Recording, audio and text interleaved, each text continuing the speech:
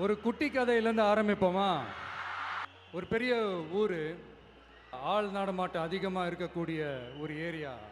அங்கே சென்டரில் ஒரு முரட்டு ஜல்லிக்கட்டு காலை ஒன்று நின்றுட்டுருக்கு.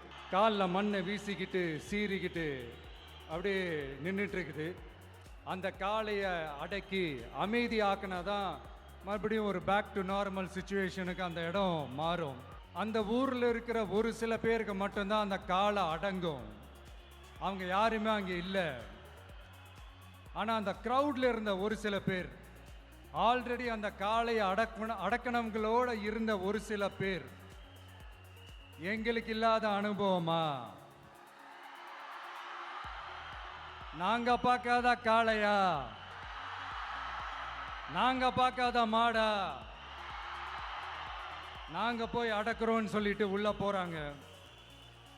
ஒருத்தராலையும் அந்த காளையை தொடக்கூட முடியல. எல்லாரையும் அடிச்சு வீசி தூக்கி போட்டுருச்சு.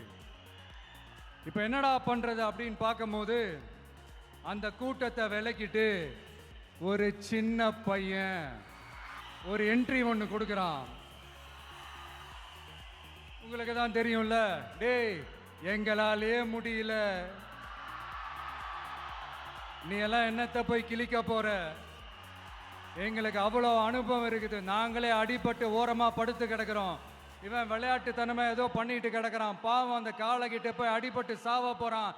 பச்சா பையன், அந்த பையன், இந்த பையன், அண்டர் எஸ்டிமேட் பண்றது, ஏளனமா பேசுறது, இப்படி ஒரு பக்கம்.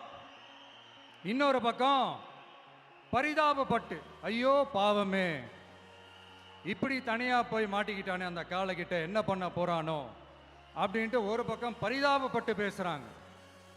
அந்த சின்ன பையன் எதுவுமே காதலியே போட்டுக்காம ரெண்டு பாக்கெட்லையும் கையை விட்டுக்கிட்டு ஸ்டைலா கெத்தா தில்லா அப்படியே உள்ள போறான். ஒரு ஸ்டெப் எடுத்து வைக்கிறான், அந்த காலை அப்படியே சீறிக்கிட்டே நின்றுட்டு இருக்குது. இன்னொரு ஸ்டெப் எடுத்து வைக்கிறான், காலை அப்படியே சீறிக்கிட்டே முன்னாடி வருது. மக்கள் எல்லாரும் பதட்டத்தோடு அப்படியே பார்த்துட்டு இருக்கிறாங்க. இன்னொரு ஸ்டெப் எடுத்து வைக்கிறான், காலை அப்படியே முட்டை வரும்போது பாக்கெட்டுக்குள்ள மறைச்சி வச்சிருந்த ரெண்டு புல்லுக்கட்டு அதை அந்த காலை கிட்ட காட்டுறான். காலை அப்படியே சடனா வந்து நின்று அது மூடெல்லாம் மாறி அந்த புல்லுக்கட்டை சாப்பிட ஆரம்பிச்சிருச்சு. அந்த சின்ன பையனும் அந்த காளையை அப்படியே தடவிக்கிட்டு வரான். காளையும் பக்கத்தில் ஒரு குழந்தை மாதிரி நடந்து வந்துக்கிட்டு வருது. பக்கத்தில் இருந்த ஒரு வயல்வெளியில் அந்த காளையை மேய விட்டுட்டு வரான். மக்கள் எல்லாரும் அந்த பையனை ஆச்சரியமாக பார்க்குறாங்க. அந்த அடிபட்டு கிடந்த அந்த அனுபவசாலிங்க தலையை தொங்க போட்டு நின்றுட்டு இருக்கிறாங்க. ஏன்னா பேசின பேச்சு அப்படி. வாய் இருக்குன்றதுக்காக நக்கலுமா நையாண்டியுமா நச நச நச நசன் ஒரே பேச்சு. என்ன பண்ணுறது, தலையை குனிஞ்சு அப்படியே நின்றுட்டு இருக்கிறாங்க.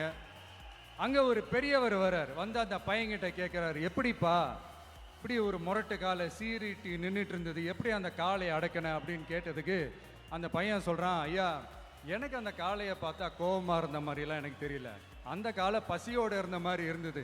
அதனால தான் அந்த புல்லுக்கட்டை காமிச்சவொடனே ஓகே நமக்கு தேவையானது கிடச்சிருச்சு அப்படின்னோடனே அந்த புல்லுக்கட்டை சாப்பிட்டுட்டு நம்மளோட அப்படியே ஜாலியாக வாக்கிங் வந்துருச்சு அப்படின்னு சொன்னான். இதை கேட்ட அந்த பெரியவர் சொன்னாராம், இந்த சின்னவங்க பெரியவங்க, அனுபவம் இருக்கிறவங்க அனுபவம் இல்லாதவங்க இதெல்லாம் விஷயமே கிடையாது.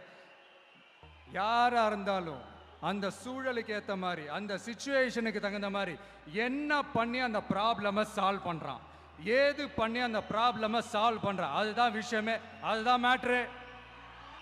ஸோ நீ சூப்பர்ப்பா, என்ன ப்ராப்ளம் வந்தாலும் நீ சால்வ் பண்ணிடுவ அப்படின்னு முதுகில் தட்டி கொடுத்துட்டு அந்த பெரியவர் போகிறார். இப்போ அந்த கதையில் அந்த முரட்டு ஜல்லிக்கட்டு காலை தான் நம்ம தமிழ்நாட்டு அரசியல் களம். அந்த பெரியவர் தான் நம்ம தமிழக மக்கள். அந்த பாக்கெட்டுக்குள்ள ஸ்டைலா தில்லா கெத்தா ஒருத்தன் உள்ள வந்தான் பாருங்க, அவன்தான். நான் இல்லைங்க, நான் இல்லை, நானு நீங்க நாம எல்லாருமா சேர்ந்து மாபெரும் மக்கள் சக்தியா இருக்கக்கூடிய நம்ம டிவிக்கு. அதுதான் அந்த சின்ன பையன்.